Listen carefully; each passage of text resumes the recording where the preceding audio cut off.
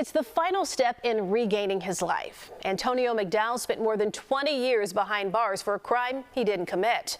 Today, prosecutors agreed to throw out a case that could have sent him back to prison. CBS News Chicago investigator Tara Molina has McDowell's story. He's been out of prison for about 5 years. Governor J.B. Pritzker granted a clemency petition back in 2020. But for Antonio McDowell, today, the first in 28 years, he says he's truly been free. I'm happy.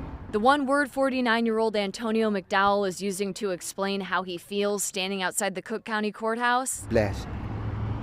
Blessed, that's the one word. Surrounded by family, friends, and attorneys, where after 28 years and a wrongful conviction, McDowell says he finally walks free. I didn't think this moment would come, but I was always hopeful for this moment. Represented and supported by attorneys with the Exoneration Project. His case was based in and the civil rights firm Lovey & Lovey for years. It was hard. Antonio McDowell joins a long list of people exonerated in cases investigated by disgraced former CPD detective Ronaldo Guevara. This is the 51st exoneration associated with Chicago Police Detective Ronaldo Guevara. While Guevara has never been charged, the CBS News Chicago investigators have told you for years about accusations of Guevara coercing false confessions as far back as the 1980s. In this case, McDowell walked into CPD's Area 5 in July of 1997 after he had been shot. He never left. While there, McDowell and his attorneys say Detective Guevara tried to get him to falsely identify Guevara's chosen suspect in the shooting. When McDowell refused to falsely identify someone else, they say he went from being a victim of a shooting to being framed as the perpetrator in an unrelated murder. Convicted, he served 23 years before he was granted clemency. And while his murder conviction was thrown out when he was exonerated, prosecutors maintain a carjacking conviction related to the murder charge remain on his record, meaning he could be retried. Last month, the judge issued a decision vacating the carjacking conviction, emphasizing McDowell's account of going from victim to suspect and Guevara's pattern of misconduct. Today, prosecutors dropped the charge. Everyone should know that if you run into a Guevara, stand your ground, because justice will prevail. We put more information from the Exoneration Project in this story that's up on our website right now, where you'll also find our years of coverage on Detective Guevara. Reporting in the West Loop outside the Exoneration Project's office, I'm Tara Molina, CBS News Chicago investigators. Man, listen here, boy. I like that little pretty little thing on the screen right here. I know. See, listen, y'all gotta blame the dudes in the comments, man, when I be talking about these women, because they be hyping me up, talking about, yeah, I see it too. So, ladies, you know, we apologize for having our men moments. We really don't, but y'all be looking at men too. Why the hell we can't look? That's a pretty little light-skinned thing. I gotta disagree with 49-year-old Mr. Antonio about one thing. Not necessarily disagree, but maybe just add to. He said when you see a Johnny, and he named this coward cop Chip, when you see a Johnny like this, know to stand your ground. No, sir. No, sir. No, sir. No, sir. When you see a Johnny, know to stand your ground. When you see anybody involved in this criminal justice system on the other side of the coin, be it your favorite president, do I got to run down the list again? The DAs, the judge. I don't give a damn. I know, like, it's one judge down here in Florida. And I really like that woman. She, y'all may have seen her. She was viral one time because one of her former classmates came before her in the court, and then his ass got out and got locked up again and had to come before, if I remember correctly. Then there's also a black judge. He's trying a case associated with a gentleman. He was murdered. His children's mother set him up, and her family set him up to be murdered. His name is Dan Markell, and the family's names, I can't even remember their coward-ass names, but they murdered this father because he just wouldn't relinquish fatherhood. They just wanted to take his kids and do whatever's with him, and so they murdered him. Now the son is in that jail. His name is Charlie Adelson. That's it, the Adelsons. The mom is at her ass locked up. She like 733 years old and got locked up. She's the what do you call the person spearheading it all? She's that person. And then the dad you know, I don't think dad had nothing to do with it. He got some mental and health issues going on. But the daughter, who her ass, Wendy, she also had something to do with it. Her ass free. They ain't even charged her yet. I hope they can't. I can't wait till they get her ass and lock her ass up. They killed that man because he just wanted to be a father and wouldn't just hand over his children. Don't get me going on that rant. Anyway, the judge in that case, he's also very fair and, you know, just a very likable person. I'm sorry, fam. I got to be consistent across the board. You work in that damn system. I don't know.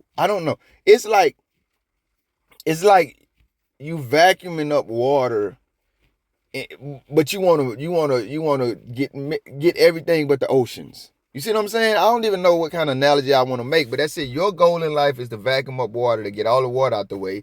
But you, for some reason, you keep missing the fact that we got damn oceans out here. How many we got? Like 6 or 7? Y'all know I'm remedial as hell. I ain't been in school in a minute.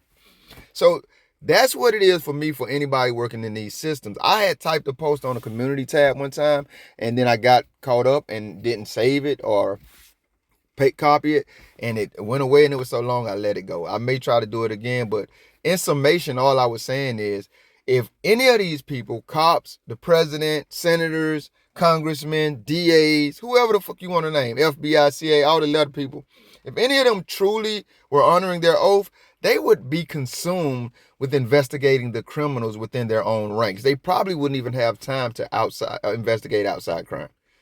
So that's what I just want to go back to why I'm saying all that, guys. He said if you run up on a coward like this, 51 cases of exoneration associated with this terrible tyrant's work. He said, stand your ground. No, if you run up on any of these motherfuckers, stand your ground. Did they really have any evidence? Bro, maybe you ass guilty of the carjacking. But after all of this, did they have any real evidence to still be considering you? Now, let me get back to that ocean thing while we out here cleaning up water.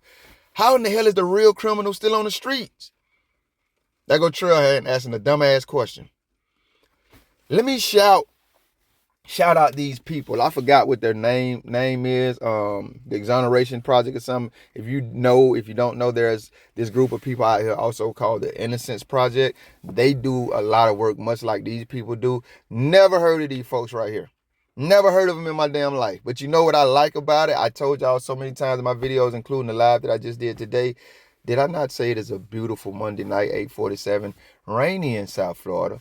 I'm hopefully about to take my ass in the house, shower, eat, take a sleeping pill, and go to bed early. I've been sleeping like sleep doesn't matter. Anyway, everything I got from these people, man, their hearts are actually into their work.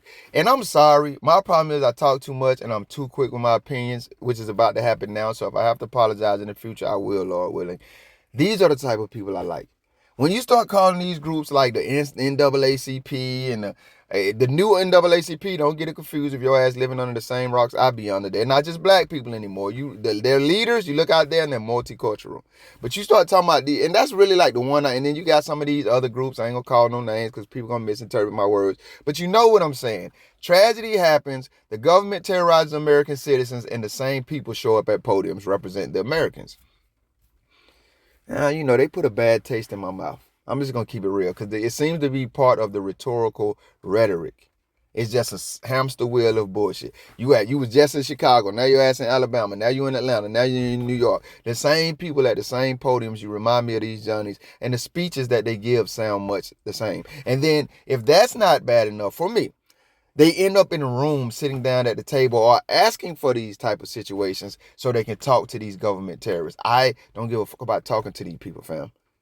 So I'm impressed. My heart is welled up with joy. My heart is overjoyed when I see people actually doing the work. Homie got not only out of a 20-year prison sentence, that means he was probably like 29 when he went. Fam, go to the police department. He's a victim, and then they frame him for a crime. And homie and his team got him out, and then he talks about 51 other cases simply associated with this terrible tyrant, meaning, praise God, no telling how much other work they have put in. That's the type of shit I'm talking about. Put some action with it. Put some action with it. When you hear me calling out these auditors like I did in the last video, I ain't gonna call no names. Put some action with it. Some compassionate, real, humanitarian action with it. Not no attention seeking, financially motivated. Let me see how many clicks and views I can get bullshit. Put some humanitarian action with it. Whether you are auditor or whether you the NAACP or one of these groups that's similar, man, so I can't overemphasize that humanitarian. So I ain't gonna beat that nail in the head too much more. I think y'all get the point. The other thing I wanted to cover this story about is simply this right here, man. It amazes me. I just put it on my personal page. How many people, I mean people from the black market side, the underworld side of life, the street side of life, you see what I'm saying, the criminal world. You will see these people on social media and the cops will arrest somebody, and the next thing you know, they reposting the story like they were there to verify the people that were arrested were guilty. A lot of people do this, and this is the amazing part for me. But then you forget about stories like this. Now, forget this gentleman. I forgot his name already. I apologize. And he's 20 years behind bars for a crime that the system who incarcerated him is now saying he didn't commit. These motherfuckers threw his ass away for 20 years, away from his family, away from his loved ones, away from his ability to prosper in life for 20 motherfucking years just to turn around and say, oh, shit, you ain't even do it. I was bad. Forget about him for a second, or just add him to the other 51 cases, or maybe his case is part of the 51. How the hell is anybody in 2025 still believing anybody is guilty just because Johnny say they ass off? I mean, they ain't even did 20 years. They ain't even did a day in the county jail. They simply have been arrested. Your ass saw a news article. Now you throwing it up like you know they're guilty. You, ma'am, you, sir, are part of the fucking problem. I feel like, and maybe this is my bias, just because the Johnnies arrest somebody, we should automatically think they ass innocent. And that is the main reason I wanted to cover this story. Because in my personal life and pretty much all of my adult life, I've watched people absolutely believe other Americans are guilty simply because the Johnnies arrest them. Like we don't have 51 cases in this story alone of a coward-ass, terrible tyrant being responsible for people being kidnapped away from their lives and their loved ones for unmentionable amounts of time. I don't think I communicated how much this shit pissed me the hell off and how much it pisses me off to see other Americans feed into these bullshit narratives just because the Johnnies have made a move. FTP. If somebody is guilty of something, prove it, and then let the justice, not the just us system, handle it in just fashion.